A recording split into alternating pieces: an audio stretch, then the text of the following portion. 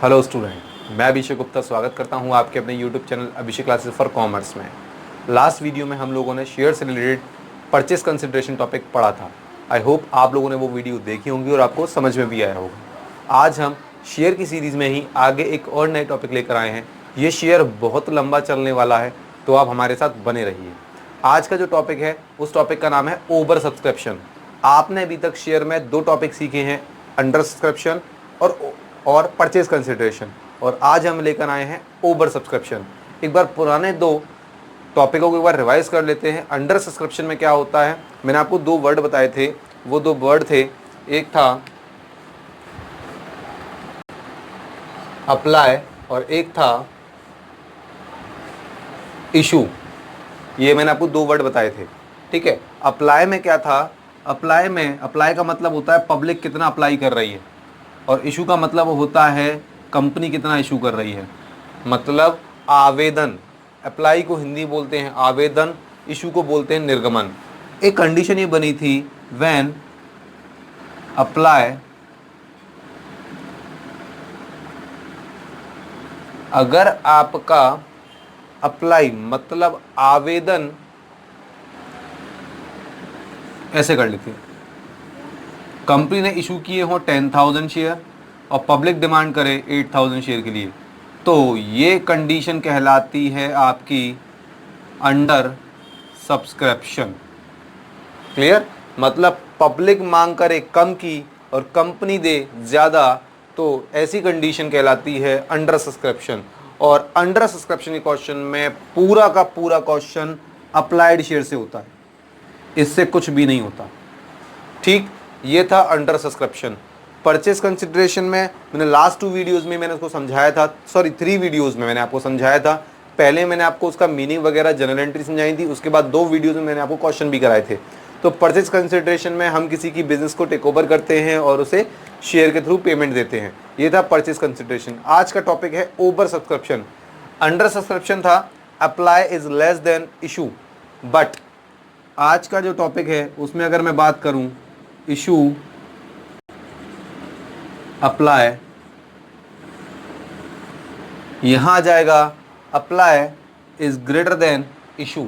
मतलब company issue कर रही है 10,000 शेयर, पब्लिक डिमांड कर रही है 12,000 शेयर की, मतलब ज़्यादा की, तो ऐसी कंडीशन कहलाती है ओवर सब्सक्रिप्शन। सीधी सी अगर बात करूं कि मांग ज़्यादा हो और निर्गमन कम हो, ऐसी कंडीशन ओवर सब्सक्रिप्शन की कहलाती है। ठीक है, अब इसमें होता क्या है वो समझते हैं। ठीक है, हाँ जी। अब एग्जाम्पल देखिए ज़रा। सपोज करें कि एक बच्चा जनवरी में मुझसे ट्यूशन पढ़ने आया। जनवरी की उसकी 1 मंथ की फ़ीस थी 100 रुपीज़। ठीक है, ये उसकी फ़ीस थी पर मंथ। उस बच्चे ने मुझे दिए 250 रुपीज़। ठीक है, अब उसने कहा कि सर 250 रुपीज़ ले लीजिए। अब मैं क्या कर सकता हूँ भाई, 100 रुपीज़ ही तो जनवरी में एडजस्ट करूँगा, क्योंकि उसकी एग्जैक्टली फ़ीस ही 100 है। अभी भी उसका बैलेंस मेरे पास कितना बच गया, 150। अब उस 150 में से भी 100 एडजस्ट कर दूंगा फरवरी के। अभी भी उसका कितना बैलेंस बच गया, 50।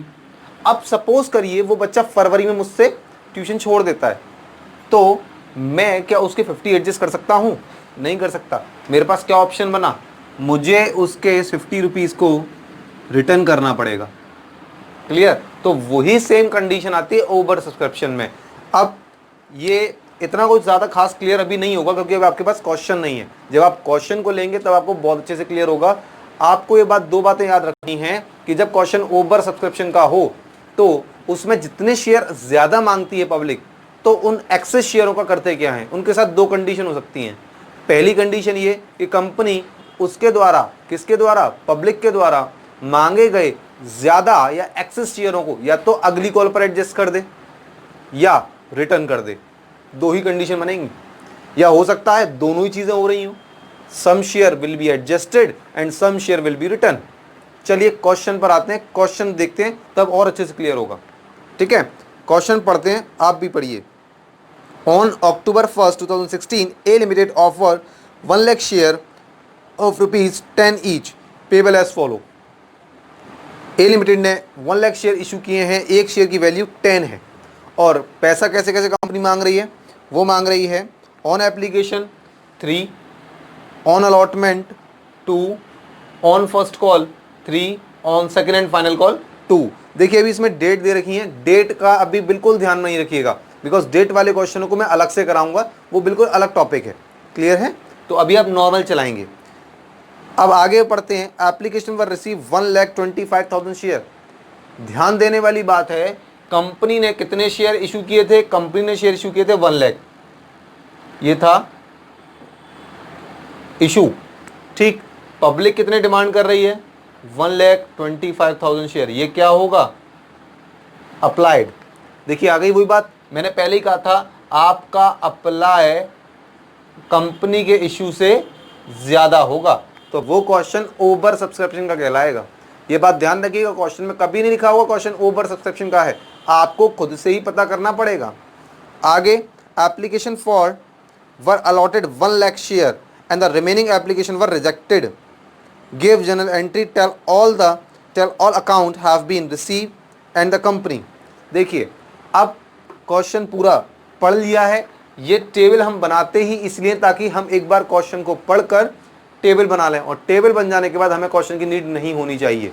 इस बार ओवर सब्सक्रिप्शन की जो टेबल है वो फर्दर क्वेश्चन से थोड़ी सी डिफरेंट है। देखिए अप्लाई, अप्लाई का मतलब होता है पब्लिक ने कितना अप्लाई किया। अलॉटेड, अलॉटेड का मतलब होता है कंपनी ने कितना शेयर दिया। एक्सेस का मतलब होता है कितना ज्यादा आ गया। चलिए, तो पब्लिक ने कितना अप्लाई किया था? 1,25,000 शेयर। क्लियर है? फिर कंपनी ने कितना दिया था? 1 लाख शेयर। एक्सेस कितना आया? 25,000 शेयर। ठीक, क्या ये एक बार में आए होंगे? बिल्कुल नहीं भाई, जो हमको इंफॉर्मेशन मिलती है वो तो एंड ऑफ द ईयर मिलती है, टोटल कंक्लूजन, लेकिन ये स्टेप बाय स्टेप आते हैं भाई। बहुत सारी पब्लिक आती है, धीरे धीरे बिकते हैं। पूरे साल में 1,25,000 के लिए अप्लाई हुआ था। ठीक है, अब कंपनी ने कहा जिन्होंने जो मांगा है पब्लिक ने 1,25,000, उनको 1 लाख ही दिए हैं। तो टेबल पर आते हैं, जिन लोगों ने 1 लाख के लिए अप्लाइड किया होगा, कंपनी ने उनको पूरा 1 लाख दिया होगा, कुछ भी एक्सेस नहीं हुआ, मतलब कोई भी ज्यादा मांग नहीं आई। उसके बाद जिन लोगों ने 25,000 शेयर के लिए अप्लाइड किया होगा, उनको कुछ भी नहीं दिया, तो पूरा का पूरा 25,000 एक्सेस आ जाएगा। ठीक, तो अब ध्यान दीजिए जरा इस बात को। मैं चाहता तो ऊपर ये भी लिख सकता था डायरेक्ट 1,25,000, 1,25,000, लेकिन उससे क्या फर्क पड़ता, जब आप आगे चलते जाएंगे क्वेश्चनों को तब आपको समझ में आएगा। अब इस 25,000 शेयर को करेंगे क्या? अब एग्जाम्पल फिर से लेते हैं।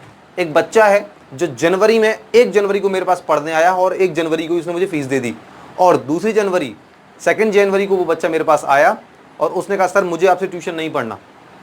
ठीक है, कोई भी रीज़न है। ठीक है, तो अब जो उसने मुझे 1 जनवरी को फीस दे दी थी, मैं क्या करूंगा? उस फीस का एडजस्ट करूंगा? कर ही नहीं सकता, ऑप्शन ही नहीं है। क्यों? बिकॉज वो बच्चा पढ़ ही नहीं रहा। भाई पढ़ेगा तभी तो अगले महीने एडजस्ट करूंगा। अब उसकी फीस का क्या करूं? मेरे पास ऑप्शन नहीं है, मुझे रिटर्न करना पड़ेगा। क्लियर है? तो वही सेम चीज, जब कंपनी ने इन शेयर होल्डरों को शेयर ही नहीं दिए, अलॉट ही नहीं किए, तो इसके पैसे का क्या करेगी कंपनी? एडजस्ट कर ही नहीं सकती, उसे रिटर्न करेगी, वो रिटर्न करना पड़ेगा डेफिनेटली।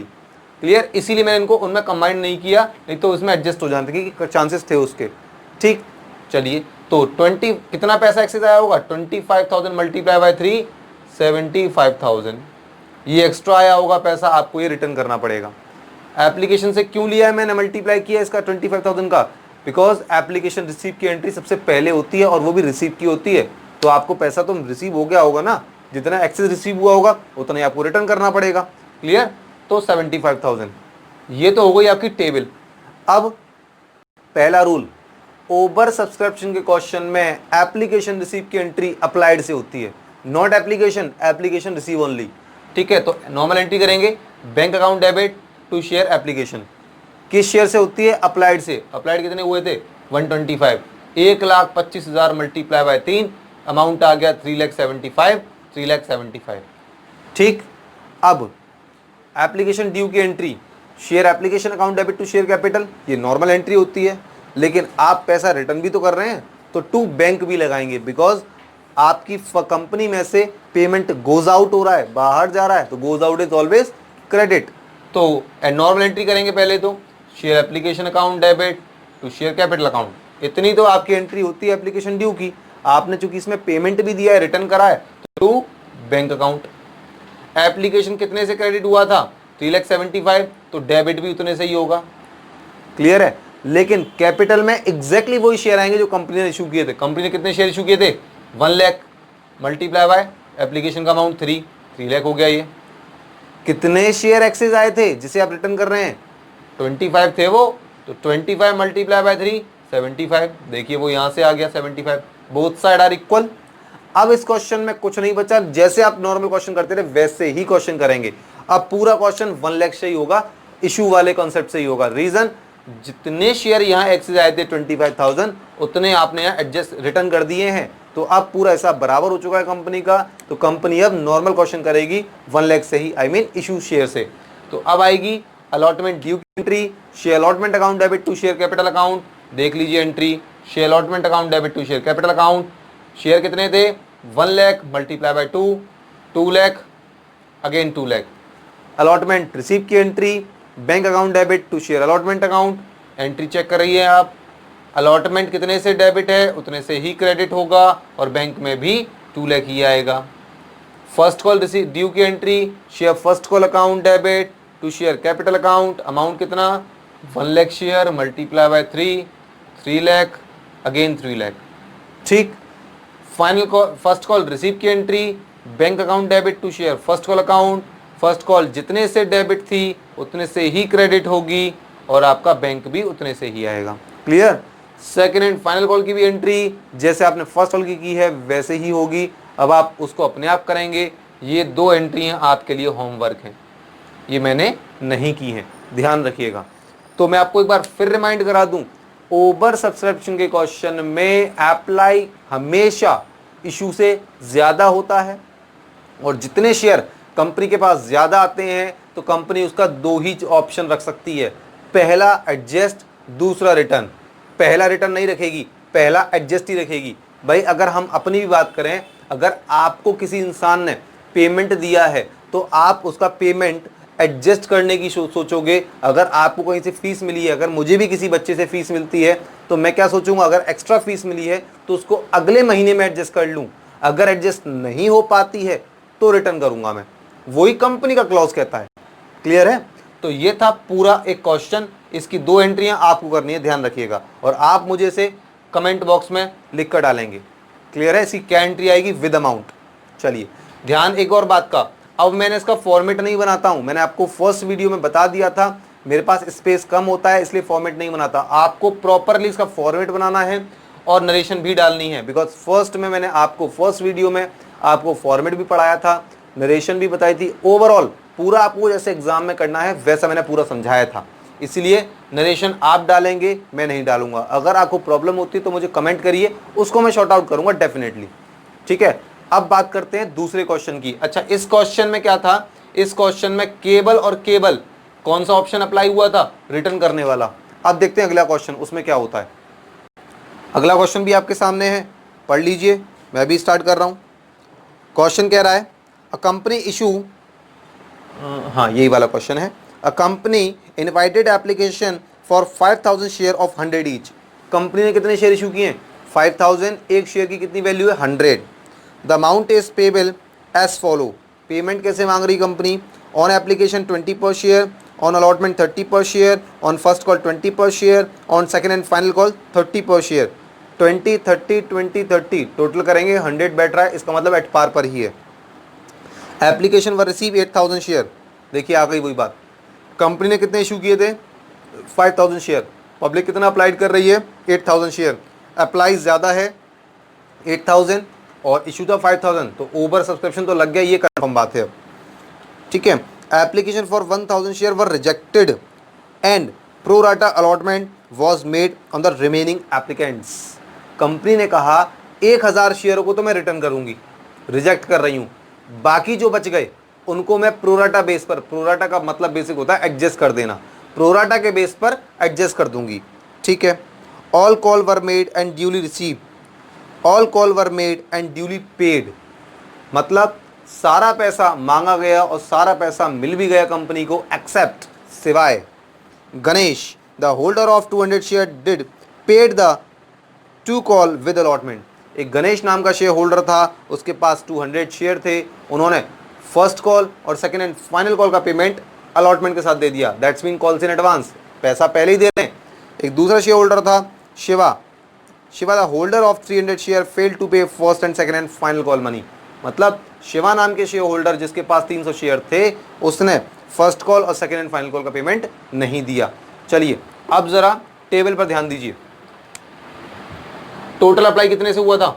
8000 शेयर से। टोटल कंपनी ने कितना इशू किया? 5000 शेयर। टोटल कंपनी के पास एक्सेस कितना आया? 8000 minus 5000 equals to 3000। Clear? Application कितने की थी? 20 की। अलॉटमेंट कितने की थी? 30 की। First call 20, second and final call 30, 30 20 50, 50 30 80, 80 20 100, at par हो गया। उन्होंने कहा था कि 1000 शेयरों को हम रिटर्न कर रहे हैं। भाई टोटल अगर 8000 से अप्लाई आया और आपने 1000 रिटर्न करे तो रिमेनिंग का क्या हुआ? कुछ ना कुछ तो हुआ ही होगा। तो लिख लीजिए व्हेन अप्लाई 7000 देन अलॉट कितने किए थे इशू? 5000। तो एक्सेस कितना आया? 2000।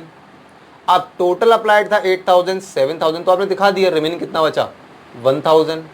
टोटल अलॉट था 5000, 5 पूरा दिखा चुके हैं, अब कुछ भी अलॉट नहीं हो सकता। 3000 एक्सेस हुआ था, 2000 यहां दिखा चुके हैं, रिमेनिंग कितना बचा? 1000। जिस ग्रुप में से अभी देखो 2 ग्रुप बन गए, फर्स्ट ग्रुप और सेकंड ग्रुप। कंपनी ये कहती है जिस ग्रुप में से मतलब सेकंड ग्रुप, जिस ग्रुप में से कंपनी अगर कुछ भी शेयर नहीं दे रही, एक भी शेयर नहीं दे रही, तो उसके एक्सेस शेयरों को कंपनी रिटर्न करेगी। 1000 मल्टीप्लाई बाय 2 20,000 ये आएगा आपका बैंक में। क्लियर है बात?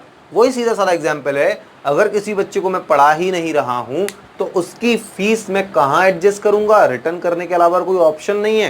तो 1000 मल्टीप्लाई बाय 20 इक्वल्स टू 20,000 ये आपका जाएगा बैंक में,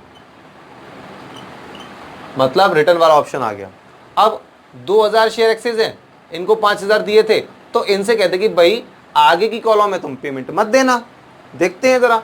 तो 2000 multiply by 20 equals to 40,000 will be adjust on allotment. Clear? अब गणेश नाम का शेयर होल्डर था, इसके पास 200 शेयर थे, इसने इसका पेमेंट और इसका पेमेंट इस पर दे दिया, मतलब फर्स्ट कॉल का और सेकेंड एंड फाइनल कॉल का भी इस पर दे दिया अलॉटमेंट पर। तो पता करो फर्स्ट कॉल और सेकेंड एंड फाइनल कॉल पर कितना पेमेंट बना? 200 मल्टीप्लाई बाय 20 4000, 200 मल्टीप्लाई बाय 3 6000। मैं हमेशा जो टिक का निशान लगाता हूँ वो कॉल्स इन एडवांस के लिए लगाता हूँ। आप चेंज कर सकते हैं टिकों को, कोई दिक्कत नहीं है वो। तो इसका पैसा ये 4000 ये वाले, 6000 ये वाले, दोनों किस पर मिले हैं? अलॉटमेंट पर। तो टोटल हो गया 10,000। कॉल्स इन एडवांस जिस कॉल पर मिलती है पर वहां होती है क्रेडिट, और जिसकी मिलती है उस पर होती है डेबिट। रीजन फिर वही एग्जाम, उसी बच्चे को फिर पकड़ लेता हूं जो जनवरी में हर बार मुझे फीस दे रहा है। उसने मुझे जनवरी में फीस दी, जनवरी की भी और फरवरी की भी, सपोज करिए। तो जनवरी के महीने में मेरे पास जनवरी की फीस तो आनी ही आनी थी, लेकिन फरवरी की नहीं आनी थी, मेरे पास फरवरी की आ गई तो मुझे प्रॉफिट हुआ तो क्रेडिट। तो वही अलॉटमेंट के टाइम पर अलॉटमेंट की फीस तो दी उसने, इन दोनों की भी फीस दे दी, तो यहाँ तो मुझे फायदा हो गया, तो मुझे इससे प्रॉफिट बेनिफिट मिलेगा। तो यहाँ पर तो क्रेडिट, यहाँ पर दोनों पर डेबिट। क्लियर? एक शिवा नाम का शेयर होल्डर था, शिवा के पास 300 शेयर थे, उसने फर्स्ट और सेकेंड एंड फाइनल कॉल दी ही नहीं, that's mean calls in arrear. Cross का सिंबल मैं कॉल्स इन एरियर का मानता हूं, आप चाहें तो इसको चेंज कर सकते हैं। तो 300 multiply by 20 equals to 6000, 300 multiply by 30 equals to 9000 calls in arrear. ये हो गई आपकी पूरी की पूरी टेबल बनाने का रीजन ही ये है कि हमें दोबारा क्वेश्चन को टच ना करना पड़े। ठीक है, चलो अब कर लेते हैं क्वेश्चन को स्टार्ट। क्वेश्चन में जैसा कि मैं हर बार बोलता हूं, अभी मैंने 2 सेकंड पहले बोला था कि भैया ओवर सब्सक्रिप्शन के क्वेश्चन में एप्लीकेशन रिसीव की एंट्री अप्लाइड शेयर से होगी। अप्लाइड कितना हुआ था? टोटल देखिए 8000, तो एंट्री तो नॉर्मल चलेगी, bank account debit to share application. 8000 multiply by 20, 1,60,000, 1,60,000। ठीक, अब एप्लीकेशन ड्यू की entry, share application to share capital, share application to share capital, बिल्कुल सही है। क्या आपने शेयर कहीं एडजस्ट किए हैं? बिल्कुल किए हैं, अलॉटमेंट पर किए थे तो उसके नाम से लिखिए, तो to share allotment. Clear?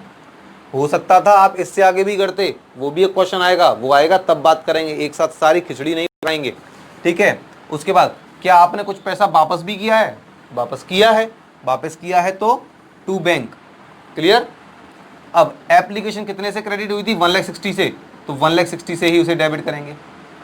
Capital में वो शेयर आते हैं जो कंपनी इशू करती है। कंपनी ने कितने शेयर इशू किए थे? 5,000, तो 5,000 multiply by application money 20, 1 lakh. आपने कितने शेयर रिटर्न किए थे या आपने कितने शेयर एडजस्ट किए थे? तो 2,000 शेयर, तो 2,000 share multiply by application money 40। आपने कितने रिटर्न किए थे?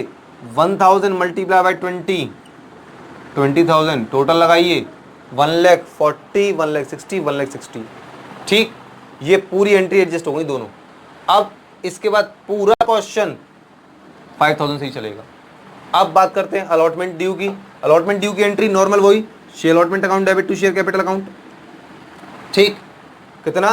5,000 multiply by 30, 1,50,000, 1,50,000। Allotment due. Allotment receive की नॉर्मल एंट्री क्या होती है? Bank account debit to share allotment account. Allotment कितने से ऊपर वाली एंट्री में डेबिट हुआ? 1,50,000 से, तो 1,50,000 से ही वो क्रेडिट होगा, ये भी कंफर्म बात है। अब यहां एप्लीकेशन 40,000 क्यों आया? भाई जब उस बच्चे ने मुझे, एग्जाम्पल पे चल रहा हूं, उस बच्चे ने मुझे जनवरी के टाइम पर जनवरी की फीस दी थी, तो मैंने जनवरी में क्या लिखा होगा? भाई 100 रुपीज़ जनवरी के मिले, 100 रुपीज़ मुझे फरवरी के मिले। देखिए एप्लीकेशन में जब एक्स्ट्रा मिल गया था तो ये तो एप्लीकेशन का पैसा आ ही गया। यहाँ लिख रहा हूँ ये जो 40,000 मिले हैं मुझे अलॉटमेंट के मिले हैं। ठीक, तो अगर उस बच्चे से मैं फरवरी के टाइम में बोलूँगा बेटा अपनी फीस सबमिट कराई, तो बच्चा क्या बोलेगा? सर मैं आपको जनवरी में ही दे चुका था। तो वही सेम कहानी जब आप पब्लिक से कहेंगे कि भाई 1,50,000 दीजिए, तो पब्लिक क्या कहेगी? मैंने आपको 40,000 रुपीज़ शेयर एप्लीकेशन के टाइम पर दिए तो थे। समझ में आ रही है बात? तो वही या रट्टा मार सकते हैं, एप्लीकेशन की एंट्री में अलॉटमेंट डालेंगे और अलॉटमेंट की एंट्री में आप एप्लीकेशन के नाम से दिखा देंगे। क्लियर? तो ये 40,000 हो गया। ठीक है, अब टेबल पर ध्यान दीजिए, कॉल्स इन एडवांस का अमाउंट भी था, क्रेडिट हो रही है वो, तो यहाँ ये क्रेडिट भी होगी कॉल्स इन एडवांस के नाम से ही 10,000। अब क्रेडिट का टोटल करें 1,60,000, 1,60,000 में से 40 लेस करिए, रिमेनिंग जो बच जाए वो बैंक में आएगा 1,20,000 रुपया। ठीक, तो यहाँ तक हम पहुँचे भी अलॉटमेंट पर। फर्स्ट कॉल और सेकेंड एंड फाइनल कॉल की एंट्री के लिए मेरे पास स्पेस नहीं था, तो अब मैं इसको इरेज कर देता हूँ, फिर आपके लिए लिखता हूँ। चलिए,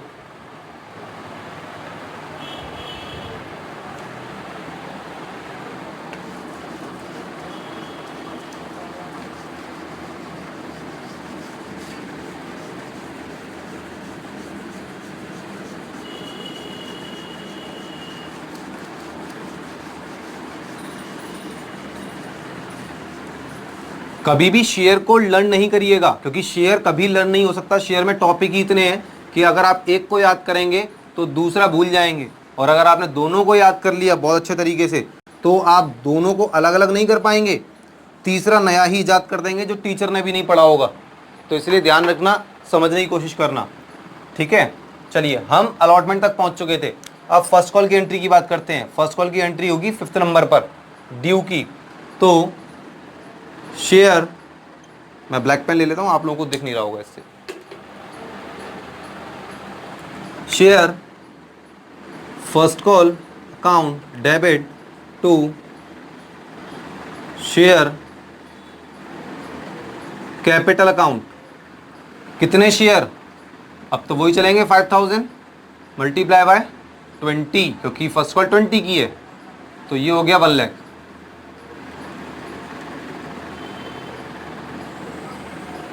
सिक्स नंबर की एंट्री, नॉर्मल एंट्री क्या होती है? Bank account debit to share first call account. First call, जितने से डेबिट उतने से ही क्रेडिट। क्लियर? अब एक बात ध्यान दीजिए भाई, इस पर एडवांस और एरियर दोनों है। एडवांस भी डेबिट हो रही है, एरियर भी डेबिट हो रही है। आप इन दोनों को डेबिट तो करिए, जोड़ मत देना दोनों को, दोनों अलग अलग चीज़ें हैं। वो एडवांस है, वो एरियर है। पता चले आप जुगाड़ बनाने की कोशिश करें, जुगाड़ ना बनाएं। जुगाड़ जब बनानी होगी तो बता दूंगा मैं। Calls in arrear account debit, calls in advance account debit. भाई एरियर कितनी थी?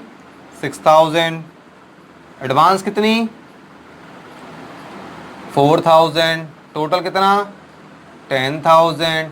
1 लाख में से 10,000 माइनस करे, बैंक में कितना? 90,000। कंपनी कहेगी 1 लाख रुपए दीजिए भैया फर्स्ट कॉल पर, पब्लिक याद कराएगी 6,000 तो उसको मिले ही नहीं, और 4,000 पब्लिक कहेगी हमने तुम्हें एडवांस दे दिया था, तो कितने मिलेंगे फिर कंपनी को? 90,000। क्लियर? अब ऐसे ही फाइनल कॉल की एंट्री करेंगे आप। फाइनल कॉल की एंट्री,